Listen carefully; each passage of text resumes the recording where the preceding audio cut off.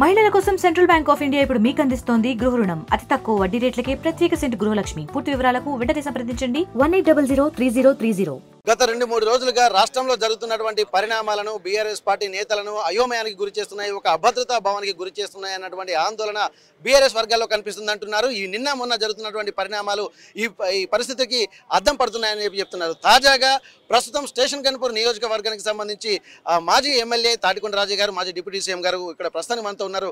కార్యకర్తలను ఉద్దేశించి తమను బైండ్ ఓవర్లు చేయడము, అరెస్ట్ చేయడము, ఎప్పుడు అనుకుంటే అప్పుడు అరెస్టులు చేయడము తగదని చెప్పి అంటున్నారు. ఈ అభద్రతా భావానికి కారణము ఏందన్న విషయం ఒకసారి వారిని అడిగి తెలుసుకుందాం, వారి ఆలోచన విధానం ఎట్లా ఉంది. సార్, నిన్న మొన్నటువంటి జరుగుతున్నటువంటి పరిణామాల మీద మీ బీఆర్ఎస్ పార్టీ నాయకులు, కార్యకర్తలు కూడా అభద్రతా భావానికి గురవుతున్నారు అని అంటున్నారు. అసలు కారణం ఏంటంటారు? అభద్రతా భావానికి గురవుతున్నది బీఆర్ఎస్ శ్రేణులు కాదు, రేవంత్ రెడ్డి అభద్రతా భావానికి గురవుతున్నాడు. కారణం ఏంటంటే ఇంటి పోరు మొదలైంది ఆయనకు, తర్వాత ప్రజల నుండి పోరు కూడా మొదలైంది. ఎందుకంటే ప్రజా పాలన అని చెప్పేసి ప్రజలను మోసం చేసి అధికారంలోకి రావడం జరిగింది. అదేవిధంగా ఇక్కడ ప్రధాన ప్రతిపక్షము ఎప్పటికప్పుడు ప్రతి అంశం మీద పూర్తి అవగాహనతోటి నిలదీయడం జరుగుతుంది. ఏం చేయాలో తోయక ఫ్రస్ట్రేషన్ తోటి ఈరోజు దాడులకు పాల్పడుతున్నాడు రేవంత్ రెడ్డి. లేకపోతే కౌశిక్ రెడ్డికేమో గృహ నిర్బంధము లేదా హౌస్ అరెస్ట్ చేస్తారు, అదే ఎరకపూడి గాంధీని మాత్రము యథేచ్ఛగా వదిలిపెట్టి ఎస్కాట్ ఇచ్చి 9 కిలోమీటర్ల దూరము వాళ్ళ అనుచరులతోటి దాదాపు ఒక 10-15 కార్లలో వచ్చి ఇంటి మీదకి వచ్చి దౌర్జన్యం చేయడానికి ఎస్కాట్ ఇచ్చి వచ్చిందంటే అర్థం ఏంటి? సో దీనికి తప్పకుండా ఇద్దరు కారణం, ఒకరు ముఖ్యమంత్రి రేవంత్ రెడ్డి, తర్వాత డీజీపీ కూడా, ఎందుకంటే పోలీసుల ద్వారానే చేసి కాబట్టి. అంతేకాకుండా రేవంత్ రెడ్డికి ఇంటి మీద దౌర్జన్యం చేసిందో వాళ్ళు ఎవరైతే పాల్గొన్నారో వాళ్ళ మీద అటెంప్ట్ మర్డర్ కేసు, హత్యా ప్రయత్నం కేసు పెట్టాలని సిపి ఆఫీస్ పోతే అందరిని అరెస్ట్ చేసి అడవులలోకి తీసుకుపోయి తాగడానికి నీళ్ళు లేకుండా విచక్షణ రహితంగా ఎత్తుకొని పోయి అలా పడేయడం వల్ల మరి హరీష్ రావు గారు పెద్ద నాయకుడికి భుజము డిస్లోకేషన్ అయినట్టు తెలుస్తూ ఉన్నది. అంత దౌర్జన్యం చేయాల్సిన అవసరం ఏముంది అక్కడ? వాళ్ళు ఏమన్నా అక్కడేమన్నా దౌర్జన్య కార్యక్రమాలకు పాల్గొన్నారా? లేదా ఏమన్నా? ఏం లేదు కదా. సో ఓన్లీ కేసు పెట్టడానికి పోతే కూడా మరి అరెస్ట్ చేసి తీసుకుపోవడం జరిగింది. తర్వాత నెక్స్ట్ డే ఈరోజు నిన్నటి దినం చూస్తే కింది స్థాయి కార్యకర్త నుండి మొదలు పెడితే రాష్ట్ర స్థాయి వరకు ఉన్న మాజీ మంత్రులందరినీ, ఎమ్మెల్యేలందరినీ కూడా గృహ నిర్బంధం చేశారు. అంటే ఒక నిరంకుశ పాలన, ఒక రాక్షస ఆనందం. మేము బీఆర్ఎస్లను ఎక్కడికక్కడ నిలువరించడం అని చెప్పేసి ఒక రాక్షస ఆనందం కోసమే చేసినట్టు కొట్టొచ్చినట్టు కనిపిస్తుంది. తప్పకుండా దీనికి మూల్యం చెల్లించక తప్పదు. ఎందుకంటే ఇప్పటికే ఏదో ప్రయత్నం చేసిండ్రు హైడ్రా పేరుతోటి ప్రజల మూడును, అంటే రైతు వ్యతిరేక విధానాలు అవలంబిస్తున్న రైతులకు ఏం చేయలేదు కదా, రైతులు ఎక్కడికక్కడ తిరగబడుతున్నారు, రైతు ఆత్మహత్యలు జరుగుతున్నాయి, దాన్ని డైవర్ట్ చేయడం కోసమని హైడ్రా మొదలుపెట్టిండు. హైడ్రామా లెక్క మారిపోయింది. దాని నుంచి వెళ్ళి మళ్ళా మనుషును మార్చడానికి లేదా మూడ్ డైవర్ట్ చేయడం కోసము మళ్ళీ బీఆర్ఎస్ శ్రేణుల మీద దాడులు, తర్వాత అదేవిధంగా గృహ నిర్బంధం చేసే కార్యక్రమం చూస్తున్నాం. తప్పకుండా ప్రజలందరూ కూడా గమనిస్తూ ఉన్నారు. ఇప్పటి వరకు రేవంత్ రెడ్డి 9 నెలలలో చేసింది గుండుసున్నా, ఏమీ పని చేయలేదు. రైతులకు వ్యతిరేకము, విద్యార్థులకు వ్యతిరేకము, తర్వాత వాతావరణం అక్కడ ఏది ఖమ్మంలో, తర్వాత మున్నేరు వాగు మనకి ఎక్కడైతే మహబూబాద్ ఆ ప్రాంతం ఉందో, సో అక్కడ వరదలు విపరీతంగా వస్తే సరి అయిన సమయంలో ఆదుకోక మాకు హెలికాప్టర్ దొరకలేదని సాకులు చెప్పేసి తప్పించుకునే ప్రయత్నం చేస్తూ ఉన్నారు.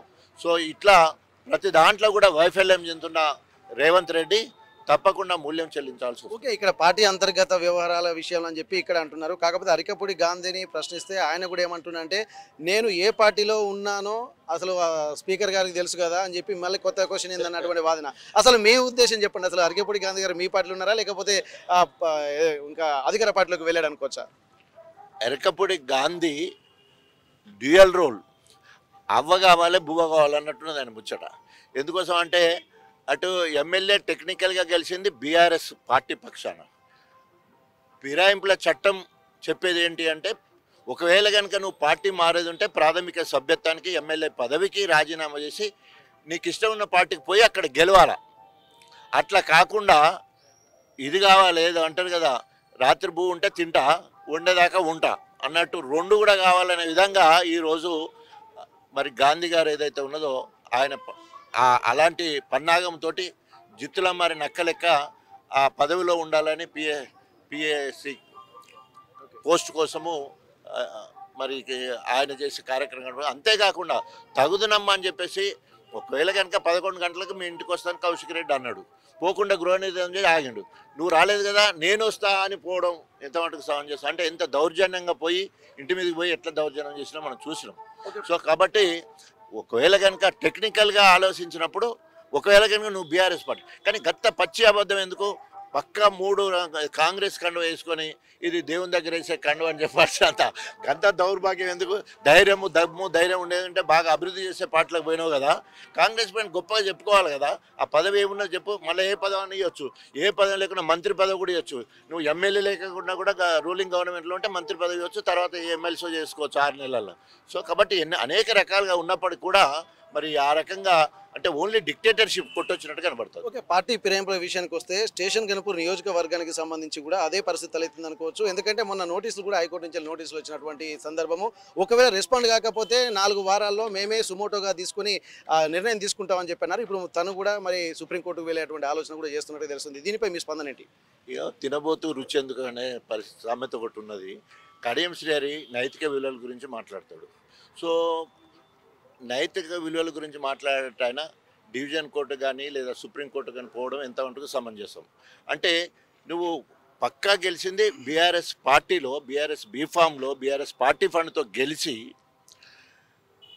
తగుదునమ్మని చెప్పేసి మొత్తం నమ్మించి మోసం చేసి తిన్నింటి వాసాలు లెక్క పెట్టినట్టు పోయి ఆ పార్టీలో కాంగ్రెస్ పార్టీలో నువ్వు జాయిన్ అయినావు, నీ బిడ్డని జాయిన్ చేసినావు, ఇక్కడ పార్టీ ఫండ్ తీసుకున్నావు, బీఫామ్ కూడా మరి ఎంపీగా ఇచ్చినా కూడా వాటన్నిటి తీసుకొని పోయి అట్లా జాయిన్ అయిన సంగతి మనందరూ కూడా.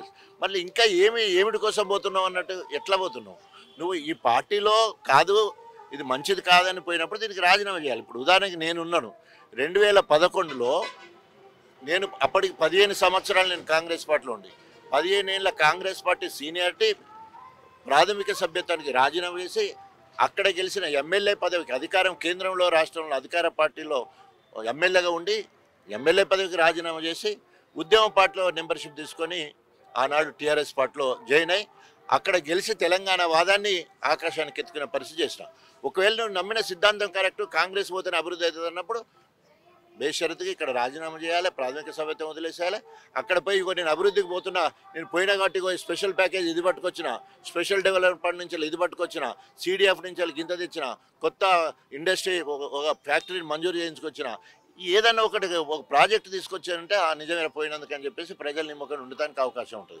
అదే ముందన్నట్టు అవ్వ కావాలి బువ్వ కావాలన్నట్టు ఇలా గెలిచిన ఇది ఉండాలి, తర్వాత ఆ పార్టీలో ఉన్న అధికారం కావాలి, ఏదో మంత్రి పదవి ఆశపడిపోయిండు, అది దక్కలేదు, ఇప్పుడు ఫ్రస్ట్రేషన్లో ఉన్నాడు, ఆయన ఏం మాట్లాడుతున్నో తెలియని పరిస్థితి. ఓకే, ఇప్పుడు ఈ వ్యవస్థ చూస్తుంటే మాకు కూడా అనిపిస్తుంది రాజయ్య గారు ముందస్తు స్థానిక సంస్థల ఎన్నికల ప్రచారానికి కూడా సిద్ధమవుతున్నారా, అందుకే వాళ్ళ ఉత్సాహం నింపడానికి అన్న ఆలోచనలు కూడా మాకు వస్తున్నాయి, మీరేమంటారు? మాకు ఎలక్షన్లు కొత్త కాదు. సో పోయినసారి 93% ప్రజాప్రతినిధులన్నీ కూడా బీఆర్ఎస్ పార్టీలో ఒక్కడిగా ఆనాడు కడియం శ్రీహరి ఎమ్మెల్సీగా ఉన్నా కూడా ఆయన ఎక్కడ తిరగలేదు, ఆయన చేయలేదు. నేను ఒక్కడిగా అన్ని మన 7 మండలాలకు సంబంధించిన జెడ్పీటీసీలను గెలిపించుకున్నాం. 7 మండలాలకు సంబంధించిన ఎంపీపీలు ఒక్కటే మోసం చేసి పోయింది, కానీ 6 ఎంపీపీలు ఇంకా అన్ని రకాలుగా సర్పంచులు ఎంపీటీసీలు అన్నీ కూడా గొప్పగా గెలవడం జరిగింది. తప్పకుండా స్థానిక ఎన్నికలు ఎప్పుడు వచ్చినా కూడా తప్పకుండా మళ్ళీ అదే లెవెల్లో మళ్ళీ గెలుస్తాం. తర్వాత అన్నిటికంటే ఎక్కువ మేము ప్రజలలో ఉంటాం, ఎప్పటికీ ప్రజా సమస్యల మీద కష్టాలలో సుఖాల్లో పాల్పంచుకుంటూ ప్రజలను కంటికి రెప్పలా కాపాడుకుంటూ గణపూర్ నియోజకవర్గమే నా దేవాలయం, ప్రజలే నా దేవుళ్ళు. ఎందుకంటే ఇక్కడ పుట్టి ఇక్కడ పెరిగిన వాటి స్థానికుడికి ఉండే గొప్పతనం, అది అవకాశం అట్లాంటిది.